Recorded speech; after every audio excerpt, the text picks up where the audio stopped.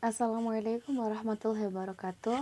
Di sini saya perwakilan dari kelompok 8 ingin mempresentasikan hasil kerja kelompok kami yang beranggotakan Rosidah Khumairatul Mardiah dan Desi Prastiwi. A'da dan urf. Definisi a'da dan urf secara singkat. A'dad berasal dari kata a'da ya'du yang artinya berulang-ulang atau at-takrir. Urf memiliki nama al-ma'ruf yang berakar dari kata arafa yang bermakna dalam Al-Quran yaitu kebaikan. Macam-macam a'dad dari segi materi, segi ruang lingkup, dan segi baik dan buruk. Segi materi yaitu adat qauli dan fi'li, ruang lingkup, adat umum dan adat khusus. Dari segi baik dan buruk, a'dad yang sholih dan a'dad yang fasik. Itulah macam-macam a'dad dalam asimilasi a'dad dalam hukum Islam. A'dad yang secara substansi dan pelaksanaan mengandung unsur kemaslahatan. A'dad yang pada prinsip secara substansi mengandung unsur maslahat, tetapi dalam pelaksanaannya tidak dianggap baik oleh syariah. A'dad yang secara prinsip dan pelaksanaannya mengandung mafsadah, merusak dan bertentangan dengan syariah. A'dad yang secara prinsip dan pelaksanaannya tidak mengandung mafsadah, tidak merusak dan tidak bertentangan dengan dalil syariah, tetapi belum terserap oleh syariah. Kontradiksi adat. Kontradiksi adat dengan syariah, kontradiksi adat dengan qiyas. Metode adat dan urf dalam menetapkan hukum. Adat dan urf bisa diterima oleh akal sehat. Adat atau urf berlaku secara umum dan merata dalam lingkungan masyarakat. Adat dan atau urf dapat menjadi sandaran dalam menetapkan hukum. Adat atau urf tidak melalaikan dalil syara atau bertentangan dengan dalil yang pasti. Itulah tentang adat dan urf. Kehujahan adat. Kehujahan adat yang menjadi salah satu manhaj al-ijtihad dalam menetapkan suatu hukum sama dengan penggunaan istihsan ataupun marsalah mursalah yang memiliki kekuatan hukum zonni dan termasuk metode yang diperselisihkan. Mazhab sahabi. Mazhab sahabi dalam usul fikih adalah pendekatan hukum Islam yang mengutamakan pandangan dan tindakan para sahabat Nabi Muhammad SAW sebagai sumber utama dalam menetapkan hukum dengan merujuk pada Al-Quran, Sunnah, Ijma.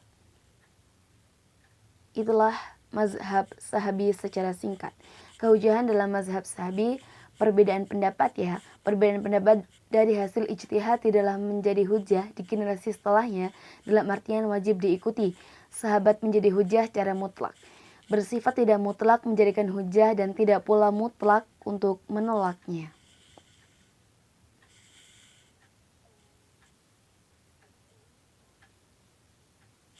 Antara sahabi dan qiyas. Sebagian sahabat lebih mendahulukan fatwa sahabat daripada qiyas. Sebagian yang lain menempatkan fatwa sahabi di bawah kehujahan qiyas. Tentang kebolehan bertaklid pada sahabat, ulama muhakkik tidak memperbolehkan bertaklid pada sahabat, sedangkan kedua boleh bertaklid pada sahabat sebagaimana bertaklid pada imam mujtahid. Itulah perbedaan tentang kebolehan bertaklid pada sahabat. Sya'ru man qablana. Sya'ru man qablana adalah ungkapan Arab yang secara harfiah berarti hukum yang diterapkan oleh orang-orang sebelum kita.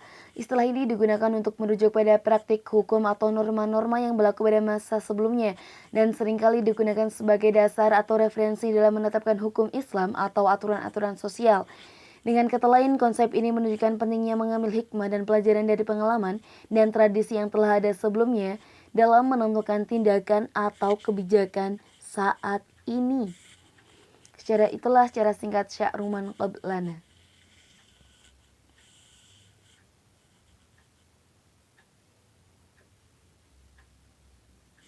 Bentuk sya'ru man qablana dalam berijtihad. Sya'ru man qablana yang mendapat penjelasan ulang oleh syariah Islam dan petunjuk naskah tentang tidak berlakunya hukum-hukum yang dijelaskan oleh Al-Quran dan Al-Hadis tentang berlakunya untuk umat masa lalu dan dinyatakan juga berlaku untuk umat Islam. Adapun hukum-hukum yang disebutkan dalam Al-Quran dan Al-Hadis yang ditetapkan untuk umat masa lalu dan tidak dinaskahkan, tidak pula dijelaskan berlaku untuk umat Islam. Kehujahan sya'ruman qablana. Jumhur ulama Hanafiyah, Malikiyah, Syafi'iyah, Hanabiyah, Asy'ariyah, dan Mu'tazilah berpendapat bahwa tidak berlaku untuk umat Islam selama tidak ada penjelasan diberlakukannya terhadap umat Islam. Sebagian ulama lagi, baik Hanafiyah, Malikiyah, Syafi'iyah, dan Imam Ahmad, dan salah satu riwayat mengatakan hukum-hukum yang disebutkan dalam Al-Quran meskipun tidak ada penjelasannya mengarah untuk umat Islam.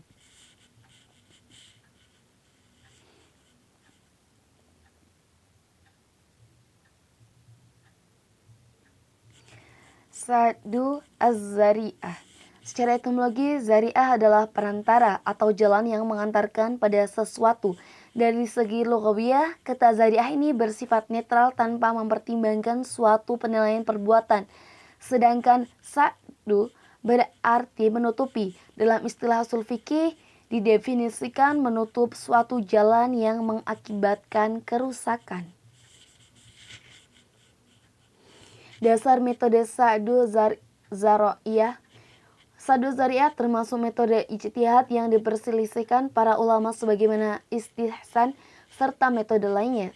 Macam-macam Sadu Zariyah. Ibnu Qayyim melihat Sadu Zariyah ini dari segi dampak yang ditimbulkannya.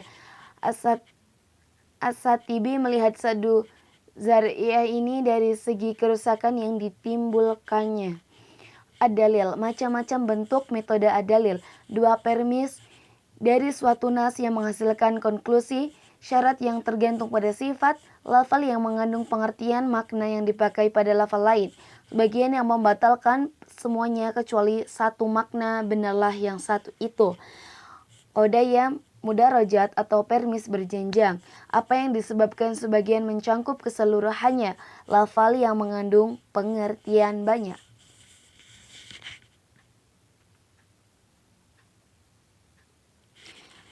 Itulah macam-macam bentuk metode ad-dalil.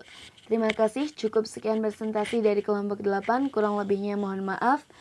Wassalamualaikum warahmatullahi wabarakatuh.